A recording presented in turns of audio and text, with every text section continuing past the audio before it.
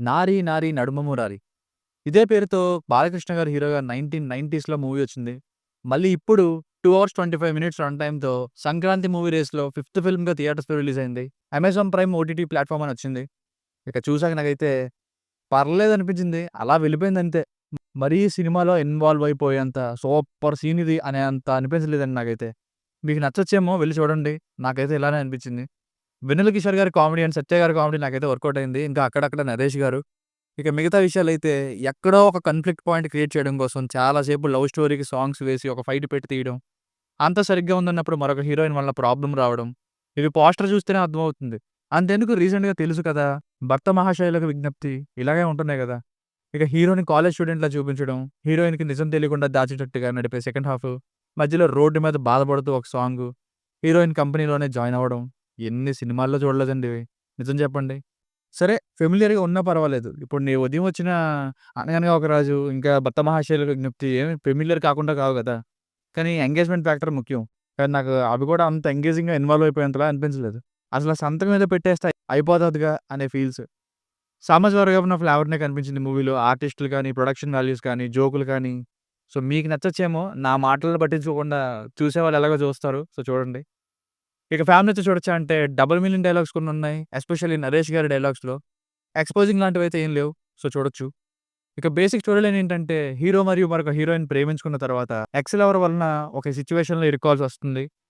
అసలు ఆ సిట్యుయేషన్ ఏంటి? గతంలో ఏం జరిగింది? వీళ్ళ లవ్ స్టోరీ ఏమైంది? అసలు ఎక్స్ లవర్ లవ్ స్టోరీలో అయితే ఏం జరిగింది? అది story. Plus points.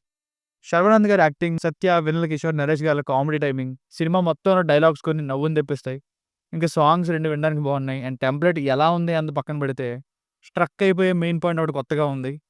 And start చేసిన విధానం, కూతురు ప్రేమించిందని తెలిసి, ప్రేమించిన వాడిని పిలిచి ఎంత లవ్ ఉందని చెక్ చేయడం కోసం లవ్ స్టోరీ చెప్తారు.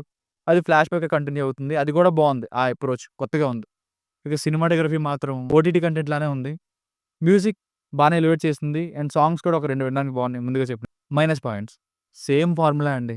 Hero, heroine love. అప్పుడే ఆ హీరోయిన్‌కి ఒక నిజం తెలియకుండా దాయడం. దానివల్ల మిగతా ప్రాబ్లమ్స్. లాస్ట్‌కి రియలైజేషన్‌తో హ్యాపీ ఎండింగ్.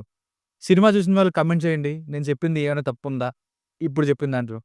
ఒక ప్రాబ్లమ్ వచ్చి అది కాస్త మరొక సమస్యలోకి నెట్టినట్టు కాకుండా, ఇంకా సినిమాని అలా లాగాలి కాబట్టి ఎటెటో తీసుకెళ్ళినట్టుంది.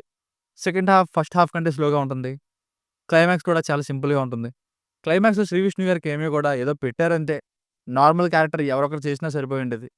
నాకైతే మనస్ఫూర్తిగా చెప్తున్నా, హీరోయిన్‌కి తెలిసిపోతే ఏమవుద్దని భయపడిపోయేంత స్క్రీన్ ప్లే గాని, సీన్స్ కానీ కనిపించలేదండి. బెస్ట్ ఎగ్జాంపుల్ 'భర్త మహాశయులకు విజ్ఞప్తి' మూవీలో ఇంటర్వల్ సీన్ ఉంటుంది. ట్రయల్ రూమ్‌ది. అక్కడ నవ్వుతూనే అయ్యయ్యో! అని టెన్షన్ పడ్డా గూడా. అసలు హీరోయిన్ సంయుక్త మీనన్ గారికి పెద్ద స్కోప్ లేదు సినిమాలో. అలా అప్పుడప్పుడు వచ్చి కనబడుతూ వెళ్ళిపోతుంటారు. అసలు ఆమెతో ఉన్న ఫ్లాష్ బ్యాక్‌నే స్ట్రాంగ్‌గా లేదు. ఏదో ఒక కాన్‌ఫ్లిక్ట్ పాయింట్ ఐడియా వస్తే దాన్ని బేస్ చేసుకొని రాసేసినట్టుంది. భోంచేయలేదా అన్నంత ఈజీగా మీ ఇద్దరికి ఇంకా డివోర్స్ అవ్వలేదా అనేలా చూపిస్తారు. అసలు 'నరేష్' గారు 60 ఇయర్స్ మ్యాన్ ఒక యంగ్ గర్ల్‌ని పెళ్లి చేసుకున్నట్టు కామెడీ కోసం పెట్టారు. నేనింకా ఏదో మెసేజ్ ఇస్తారేమో క్లైమాక్స్‌లో డివోర్స్ విషయంలో అనుకున్నా. కొందరికి మిస్‌లీడింగ్‌గా కూడా అనిపించే ఛాన్సెస్ ఉన్నాయి. ఈ ఏజ్ డిఫరెన్స్ అనే కాన్సెప్ట్ సినిమాలో. అలాగే ఇంకోలా కూడా అనిపించొచ్చు కొందరికి. రిలేషన్స్‌తో కామెడీ చేయడం కరెక్ట్ కాదేమో అని. లైక్ 'సామజవరగమన'లో అన్న చెల్లెళ్ళని ఏజ్ డిఫరెన్స్ తండ్రి పిన్ని అని ఇలా. కొన్ని లాజిక్స్ ఉండవు మూవీలో. కొన్నేంటి చాలా ఉండవు. ఏకంగా రిటైర్మెంట్ రోజున స్టేజ్ మీద అంత ఓవర్‌గా హీరో మాట్లాడడం.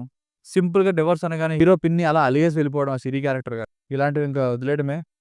సో, ఫైనల్‌గా మూవీకి వర్డిక్ట్ ఏంటంటే, సినిమా ఎలా ఉన్నా సరే సీన్స్ పెద్ద ఇన్వాల్వ్ అయ్యేలా లేకపోయినా, డైలాగ్స్ చాలు నవ్వేసుకుంటాం అనుకుంటే వాళ్ళు చూడొచ్చు.